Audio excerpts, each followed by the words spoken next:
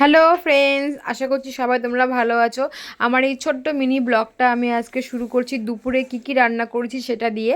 দেখো বন্ধুরা, আমি এখানে টমেটো দিয়ে ডাল বসিয়েছিলাম, সেই ডালটা আমি নামিয়ে নিয়েছি। আর এদিকে আমি কচু শাকটা বসিয়েছি। কচু শাকটা আমি বাড়ির থেকেই মানে আমার মাকে বলেছি কচু শাকটা তুলতে। আমি বাড়িতে যেহেতু আছি, তোমরা সবাই জানো আমি বাপের বাড়িতে আছি, তাই আমি কচু শাকটা খাবো না এরকম তো হতেই পারে না। তা মা সকাল সকাল সব কিছু কেটে দিল, গুছিয়ে দিল, আমি তাই এটা বসিয়ে দিলাম। আমি এটা কিভাবে করেছি এটার ভিডিও আমি তোমাদের জন্য শেয়ার করব, তোমরা দেখে নিও। ভালো লাগলে লাইক কমেন্ট শেয়ার করো। আর এদিকে দেখো ডালটা আমি এখন সোমবারে দেবো। তো যেহেতু টমেটোর ডাল করছি তাই আমি এখানে শুকনো লঙ্কা আর সর্ষে ফোড়ন দেবো। শুকনো লঙ্কা ফোড়ন দিয়ে একটু ভাজলাম, তারপরে আমি এখানে সর্ষে ফোড়ন দিয়ে দিলাম। সর্ষে ফোড়ন দিয়ে আমি এই টমেটোর ডালটা করব। মুগ ডালটা টমেটোর ডাল দিয়ে করছি, যেহেতু মুসুরির ডালটা আমাদের সবারই খাওয়া বারণ হয়ে গেছে এখন, তাই আমরা এখন মুগ ডালটাই বেশি খাই। তো ডালটা আমার হয়ে গেছে, আর এদিকে কচু শাকটাও আমার সিদ্ধ হয়ে গেছে। আর কি কি রান্না করেছি সেটাও আমি তোমাদের দেখাবো আজকে। একদম মানে সিম্পলভাবে দুপুরে মেনুটা আমি সারবো। দেখো ডালটা আমি এবারে এখানে দিয়ে দিচ্ছি। দেখো ডালটা দিয়ে দিলাম, আর এক হাতে ফোন রয়েছে তাই একটু অসুবিধা হচ্ছে।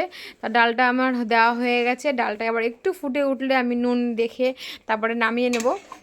আর এদিকে দেখো আমি আর কি কি করছি। আর বাচ্চারা তো খেলছে, প্রচণ্ড আনন্দে রয়েছে। আর আমার কচু শাকটাও কিন্তু প্রায় জল বেরিয়ে গেছে, অনেক জল বেরিয়ে গেছে। এটা একটা সিদ্ধ, এবার আমি জলটা ছেঁকে নিয়ে আমি এটাও বসিয়ে দেবো। আর কি রান্না হবে সেটা তোমাদের দেখাচ্ছি। আর যেহেতু ভাই বাড়ি নেই আর আমরাই শুধু আছি, তাই একদম সিম্পলভাবে রান্নাটা সারছি। ডিম বসিয়েবো, ডিমটা সিদ্ধ করেছি, ডিমটা সিদ্ধ হয়ে গেছে। আর ডিমের আলুটাও এখানে মা আমাকে কেটে দিয়েছে, সেটাও আমি করব।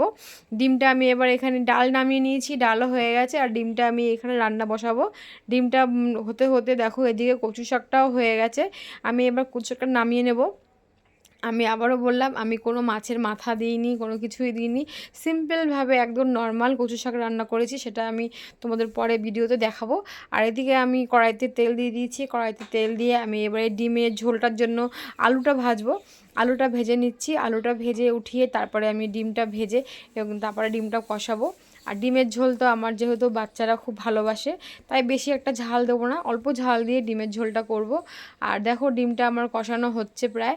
আর দিয়ে কচু শাকটা আমার হয়ে গেছে, নামিয়ে নিয়েছি। আর ডাল হয়ে গেছে, কচু শাক হয়ে গেছে। এখন আমি ডিমের ঝোলটা করছি। এবার ডিমটা দিয়ে ভালো করে মশলাটা কষিয়ে নিয়ে এবার জল দিয়ে দেবো। ডিমের ঝোল হলে আমার বাচ্চাদের আর কিছুই লাগে না, মাংস সব কিছু বাদ দিয়ে ওরা ডিমটাই এত ভালোবাসে। আর একটা মজার কথা হলো, আজকে যেহেতু সানডে, আজকে কিন্তু ওরা মামাবাড়িতে এসছে বলে সানডের কথা ওদের মনেই নেই। সানডে যে ওরা মাংস খায়, মানে চিকেন খায়, সেটা ওরা ভুলেই গেছে। তাই আমি আজকে ডিমটাই করলাম, চিকেনের মতন স্টাইল করে করলাম। আর এদিকে তোমাদের দেখালাম কচু শাক ডাল হয়ে গেছে, আর ভাতটাও বসিয়ে দিয়েছি। ভাতটাও একদম আমার বসিয়ে দিয়েছি, আর ডিমের ঝোলটা আমার প্রায় হয়ে আসছে, নামিয়ে নেবো। তা মামাবাড়িতে কী বলবো, মামাবাড়িতে ভারী মজা। তাই মানে রবিবার বলে যে চিকেন খেতে হবে, যে ওদের একটা মানে স্পেশাল মেনু, সেটা রোববার দিন হয়, সেটা ওদের কোনো খেয়াল নেই। তাই আমি ওটা আর করলাম না। আর আমার ডিমের ঝোলটা দেখো হয়ে গেছে, নামিয়ে নিয়েছি, একদম পুরো রেডি। অল্প ঝাল দিয়েছি, বেশি ঝাল দিইনি, কিন্তু ডিমের ঝোলটা দেখে মনে হচ্ছে একটু খুব মানে একটু ঝাল স্পাইসি হচ্ছে, কিন্তু না, আমি দেখেছি টেস্ট করে, একদমই স্পাইসি হয়নি, খুব ভালোই হয়েছে, বাচ্চাটা খেতে পারবে। তো কেমন লাগলো আমার এই দুপুরের লাঞ্চটা আমাকে কমেন্ট করে জানাবে। ওকে বন্ধুরা, টাটা।